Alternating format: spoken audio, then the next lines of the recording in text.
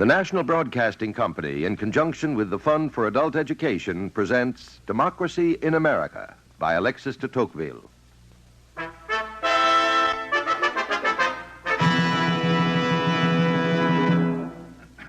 Charge your glasses, gentlemen, for the 13th and final toast, whose sentiments are time-honored and traditional. I give you the fair sex, always entitled to our protection. The fair sex! Albany, New York, July the 4th, 1831. How true that if you want to understand American manners and American society, you must first understand the situation of the American woman.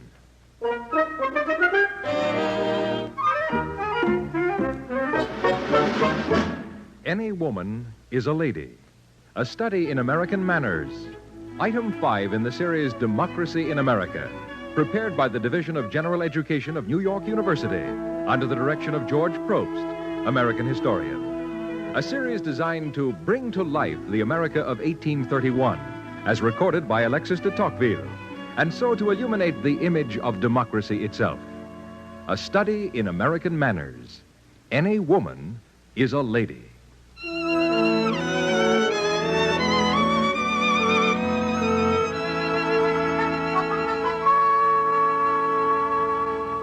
Beaumont and I had not been in America long before we noticed that the first and most intense passion that is produced by equality is the love of that same equality. Indeed, everybody has remarked that now, in 1831, and especially in our native France, this passion for equality is every day gaining ground in the human heart. But the principle may be established in civil society without prevailing in the political world. In America, there is a good deal of both, and the signs of both are to be found everywhere in society. One class, one price. But the best cars are, of course, reserved for ladies and folks with them. The roughest character understands that a lady, and I need hardly tell Frenchmen that any woman is a lady, has an absolute right to the front seat at the show, the head of the table, the best cabin, and so forth. Rich or poor, mistress or maid, those are her rights as an American female. And mark this, one lone female, old or young, pretty or ugly, may travel from one end of the United States to the other and find nothing but respect from every man she meets.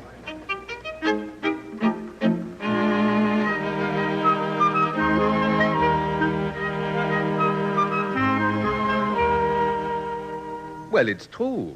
Equality of conditions and greater mildness in customs are related to each other.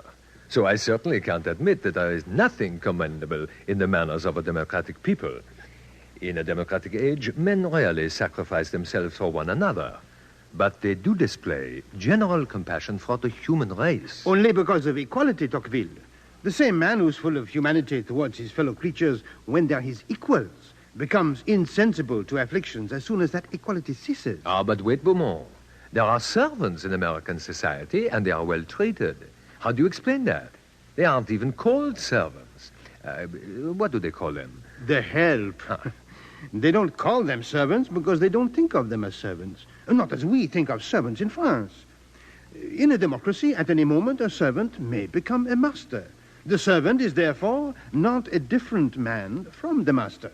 They talk familiarly to each other. They eat with each other. To give a man a tip would insult and humiliate him. One evening, gentlemen, I was at the house of the president of Harvard University. We were waited on at tea by the butler, one of the president's help, who's also a major of the militia.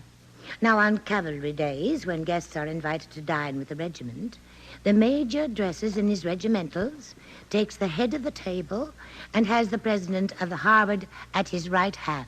And there is no embarrassment? Not a bit on either side. And when the toasts are over, he goes home, takes off his regimentals, and waits on everybody at tea. And still no embarrassment. For all honest callings are honorable. That, gentlemen, is democracy.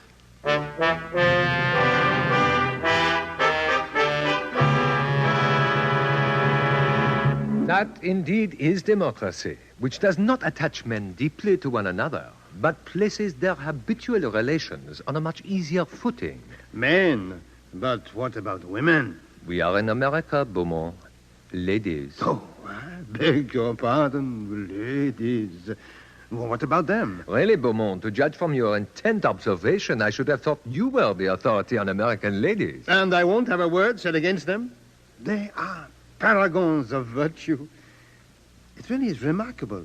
Every American lady is a guardian of morality. True enough. And Americans respect and admire them, without, however, having much time for them. Americans are so busy, restless, even in the midst of their prosperity. And yet, you know, Beaumont, the Americans are the freest and the most enlightened men in the world today, in spite of their being so serious, even in their pleasures. I must say, Mr. Livingstone, that I am finding this a charming party. I usually find this kind of affair pretty dull myself. It is a social affair, and it has social interest. Your friend, Mr. Beaumont, seems to be enjoying himself. He's already an admirer of American ladies. So indeed am I. We find them very fresh and natural. You will also find them, sir, very moral. Oh, of that I am sure. You had better be very sure. Our ladies have free and open manners, but their standard of morality is high, very high, extremely high, exceedingly high, excessively high. I assure you, sir, neither I nor my friend will ever have occasion to test the truth of your assertion. Good. Saves misunderstandings. And one of the drawbacks of American society is that it has a short way with misunderstanding. One of the drawbacks? Are there others? Well, I shouldn't tell you, but I will. There are drawbacks, yes. In my opinion, the chief drawback is the want of intellectual tone. In society everywhere, surely, brainlessness is set at a premium. I can still remember, Mr. Tocqueville, when I was young, having seen this country peopled with rich proprietors who lived on their lands in the States. They cultivated the mind and followed certain traditions of thought and manners. Now then, this inheritance law, giving all the heirs equal shares in the estate, has constantly worked to destroy and redistribute the fortunes. Their ideals became lost and will soon become extinct. Land changes hands with unbelievable speed. No one has time to become attached to a place. The people have no roots in the country. Everyone has to resort to practical work, to trade, to maintain himself in the position his father occupied. Is there anything in America resembling the prestige of landed proprietors? No, sir. A man only counts for what he himself is worth. How do the wealthy classes like this? Well, you might as well put up with it, since there's no way of preventing it. In that case, is there not hard feeling between the wealthy classes and the rest of the people? None whatsoever. All classes, without exception, took part in the War of Independence. Since then, the power of democracy has been so great and so invincible that no one has spoken against it. And in general, the people as a whole elect to office the wealthiest and the best educated. Oh, I see. Of course, what strikes me most in America is the extreme equality in social relationships.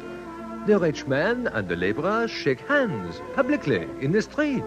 Equality, yes. Yes, we have equality, a great deal of it. But perhaps just a little less than you might suppose at first glance. The rich don't have to sacrifice their money. They only need to sacrifice their pride. You see, in a democracy, you attach the poor to you not so much by the benefits you give them as by your manners. But these manners are sometimes no more than formal expressions of feeling. In what way? Well, in this way. The handshake that you see in the street may mean no more than subscribing yourself at the end of a letter, your very humble servant. Ah, I understand. You see, in America, it is vital to be polite to everybody, for everybody has political rights. Of course, here in New York, there's a good deal of financial pride, among the newly rich, that is. We Americans recognize something that is recognized the whole world over, the aristocracy of money. Oh, so there is an aristocracy after all. Well, if you can use the word aristocracy for a class that changes all the time and has pretensions but no power. Now, sir, let me press you to some punch. Shall we move into the other room? The horses ran away. No, I will not argue about this anymore. Ah, hello, Beaumont. What have you found out now? Opinions in a democracy are by no means unanimous. And you? That the ladies are charming. And virtuous. Oh, that is the greatest part of their charm. I must say that if one were to enter American society with the purpose of accomplishing seductions, one would find one's time largely wasted.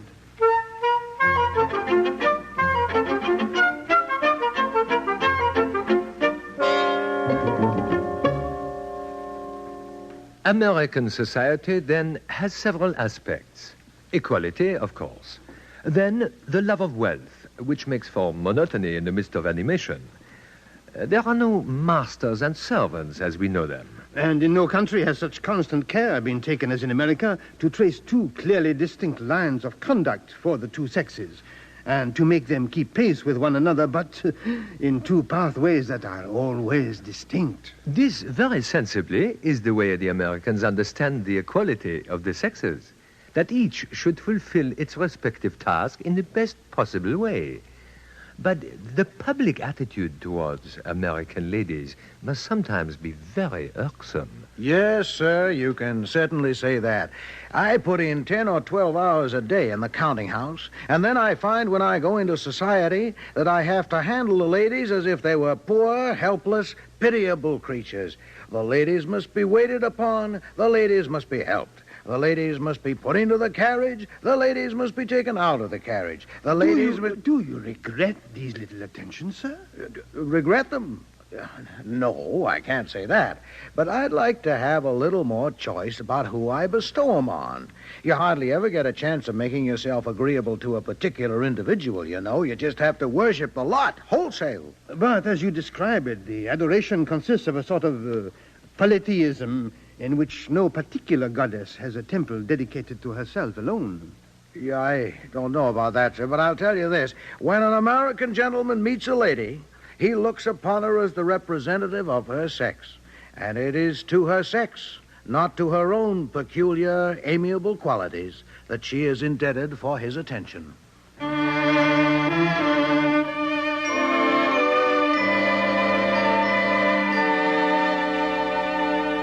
Equality again, Beaumont. All American ladies must be treated equally. Hence their high morality? No, equality of conditions cannot ever make men chaste, but it may make their immorality less dangerous. No American has the time or opportunity to assail a virtue armed in self-defense. So you will expect to find at the same time a great number of courtesans and of virtuous women. Remember, Tocqueville, our conversation with the gentleman in Boston, when we asked him if it was true that morals are as pure here as they pretend. Well, let me see. Morals are less good in the lower classes than among the enlightened. However, I think them superior to the same classes in Europe. As for the educated, their morals are as perfect as it is possible to imagine them. I don't believe that there is a single intrigue in Boston society. Not one? A woman suspected would be lost. Mind you, the women here are very coquettish. They even display their coquetry with greater boldness than with you, because they know they cannot go beyond a certain point, and no one believes they overstep the bound. To tell you the truth, gentlemen, I prefer European women with all their weaknesses to the glacial and egotistical virtue of American ladies.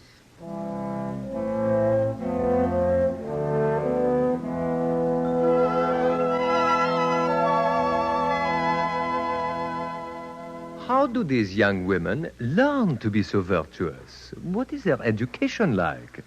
To begin with, of course, paternal authority is strangely lacking. Whenever we hear of elopements, public sympathy is almost always with the daughter and against the father. An American girl has scarcely ceased to be a child when she already thinks for herself, speaks with freedom, and acts on her own impulse. But the education of young girls is not without its peculiarities, as you would know if you were to hear a group of ladies talking. Listen to that piano. Surely that girl knows nothing about music. She's been practicing that same piece ever so long. That's a fact. My daughter went to the same school with her. And except for astronomy and trigonometry, Susan beat her in everything. Susan can play the storm. And her music master tells me when a young lady can once do that, she can do anything. Oh, Ma. And she's doing just as well in history. How far have you got with it, Susan? About 2/3 through with the book. But how queer you talk, Ma. Pray, madame, what boarding school is it your daughter went to? It's kept by the Mrs. Jones, 3 miles from Albany. And what branches are taught in that school? Susan, you tell the gentleman. We had reading, writing, spelling, arithmetic, grammar, geography, history, maps, the globe, algebra, geometry, trigonometry, astronomy, natural philosophy, chemistry, botany, mineralogy, geology, and zoology in the morning. And dancing, drawing, painting, French, Italian, Spanish, and German in the afternoon.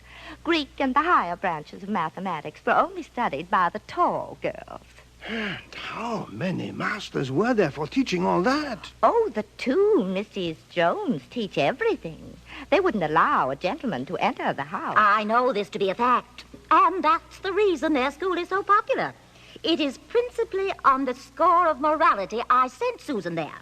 And what is the usual age of the young ladies? Oh, they take them from the age of 5 to the age of 18. Well, madame, I trust that your daughter will marry a gentleman capable of appreciating her education. And yet it is so difficult to judge of men in these times. There was not one girl of 10 of my acquaintance knew a word of Latin and mathematics, and yet we all married respectable men. But they say this is the progress of education, and I don't wish Susan to be inferior to other girls. Boys don't cost half as much. They learn everything they want at the counting house. And what they learn there sticks to them as long as they live.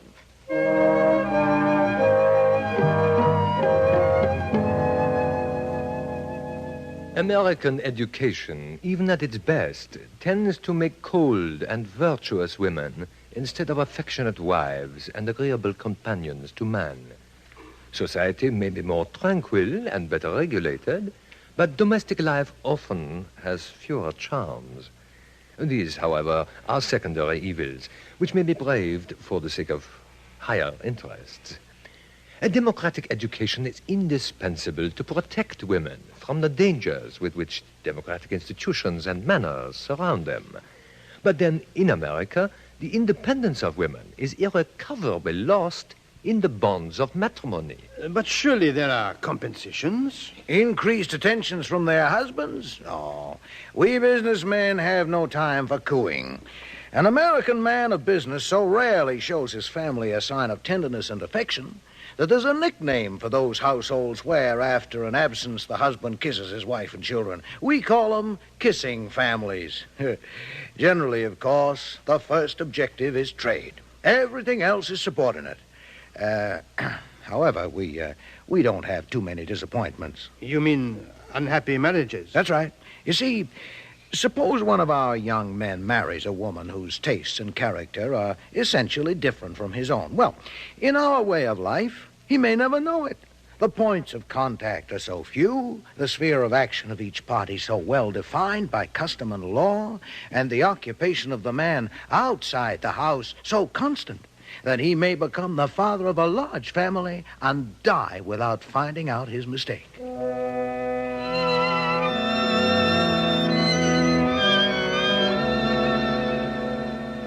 Within this pragmatic society where everyone is engaged in business, American girls have theirs too, that of finding a husband.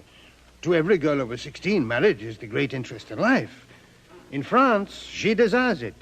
In America, she hunts it. They are quite right. It is an important question. As you know, I feel strongly that whatever affects the condition of women, their habits and their opinions, has great political importance. Women in America are the guardians of status. Equality, you see, is not quite everything. There is an aristocracy, usually of money. And woe betide the unhappy girl whose family is trying to enter the American aristocracy. Who's that strange creature? Where? Over there in that horrible dress. I'm sure I've never seen her before. Do you know her? Oh, indeed I don't. Wonder how she got here. Don't stare at her too hard. She'll blush. Why not? I'm sure that material's not worth 75 cents a yard. And who's that unlicked cub that's with her? Heaven alone knows. I dare say just come from the woods. With his mouth full of tobacco. I hope she isn't going to dance. If she does, I shall leave the room. I shan't stay either. Let us look no longer on this tender victim of fashionable society. She is now only serving her apprenticeship, but she will soon rise to the rank of an ancient in the clique and then treat every newcomer in precisely the same manner she is treated now. But status in society has another aspect, which we saw at its height in a theater in Baltimore. When we first entered, I was surprised at the care with which the spectators of white skin were distinguished from the black faces. I see. In the first gallery are the whites, in the second the mulattoes, in the third the Negroes. You must realize, sir, that the dignity of the whites requires this sort of classification. Tocqueville, look. Where? In the mulattoes gallery, over to the left. An extraordinarily beautiful young woman, and surely she's white. Oh, I see her. That woman is colored. Colored? She is whiter than a lily. She is colored. The tradition of the country establishes her origin, and everyone knows that she numbers a mulatto among her ancestors. But a little nearer the center, in the whites gallery, surely I see a face that is at least half black. Now, what is she doing there? The lady who now attracts your attention is white. White? Well, her complexion She is white. The tradition of the country says that the blood flowing in her veins is Spanish.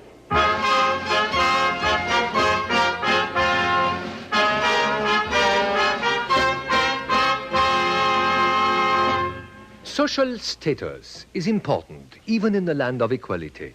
And the equality itself varies from one sphere to another. In Massachusetts, for instance, Negroes have the rights of citizenship. They may vote in elections. But prejudice is so strong that it is impossible to receive their children in schools. However, I say no more of this aspect of American society, but return to the situation of American women, who so jealously guard their division into classes. All men are equal, but you do not hear that assertion from the lips of a lady. It is almost in vain to talk of female republicanism. There exists and can exist no such being on either side of the Atlantic, for human nature is the same on both. American women are, however, also the guardians of culture. And remarkably mediocre it is. In the United States, men rarely even read. They haven't the time. Women are charged with this duty, and they report on all political and literary publications to either their fathers or their husbands, so that the men can discuss them as if they had read them. As for music? As for music, well, when the music starts, it is a signal for conversation. And this is very understandable when you have heard a certain amount of American music.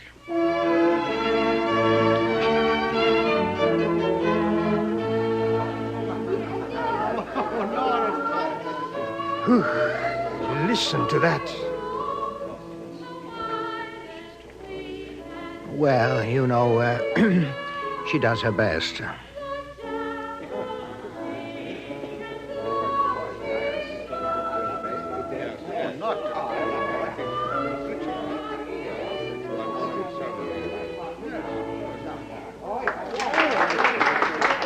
But how is it possible to applaud such singing as this?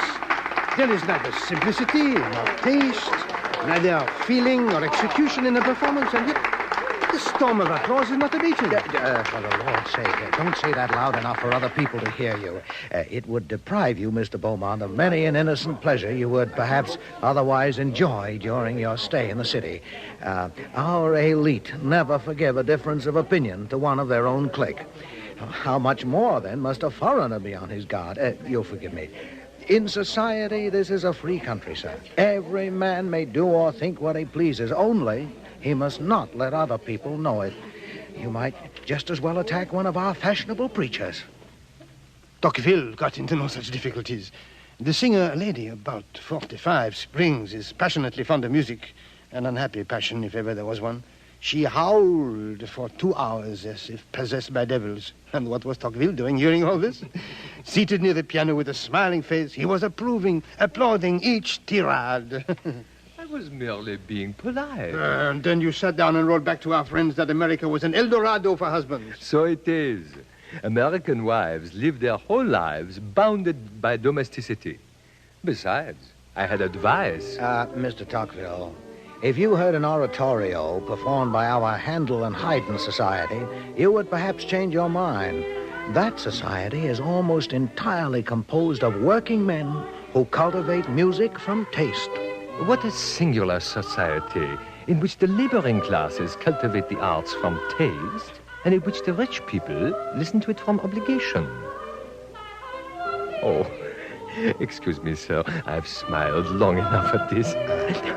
I should be obliged to leave the room. Will you accompany me? Oh, no, I'd like to, but people would notice, and I live here, you know. Among the Romans, do as the Romans do. By the way, if anybody asks you about the concert, and especially about that lady, say you were delighted. That's the word now. There's no use in making yourself enemies. Delighted, sir. Don't forget. Delighted. Good. Delighted.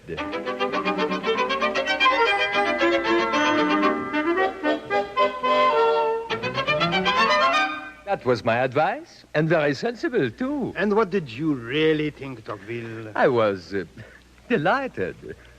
That's the word, Beaumont. Delighted. After all, they are a serious nation, not given to frivolity. How can they cultivate taste? Not for a while, at any rate. Tocqueville, you are cynical. I assure you I am not. American society is a very remarkable thing, and its cornerstone is those very remarkable American women, the guardians of class, of culture, and above all, the guardians of morality. Men and women are both considered beings of equal value. And as for myself, though I do not hesitate to avow that the women of the United States are confined within the narrow circle of domestic life, and their situation is in some respects one of extreme dependence, I have nowhere seen women occupying a loftier position.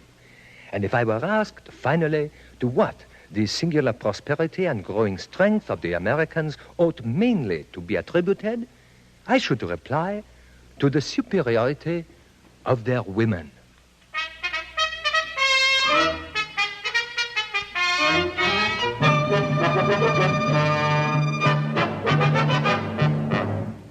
You have just heard Any Woman is a Lady, a study in American manners, item 5 in a series based on Alexis de Tocqueville's Democracy in America. This series, presented by the National Broadcasting Company, was prepared by the Division of General Education of New York University under the direction of George Probst, American historian. Produced in the studios of the Canadian Broadcasting Corporation by Andrew Allen. Script by Lister Sinclair, music by Lucio Agostini. This series, Democracy in America, is made possible by a grant from the Fund for Adult Education as part of a general course of study of the nature of American society. Teachers of American history and American civilization and adult education leaders may be interested in using these dramatizations and other materials which are available for study and discussion at a reasonable charge. For information, write to American Foundation for Continuing Education, Post Office Box 749, Chicago 90, Illinois. And now this is Ben Grauer inviting you to listen next week to The Cement of Democracy, item 6 on Democracy in America. This has been an NBC Radio Network presentation.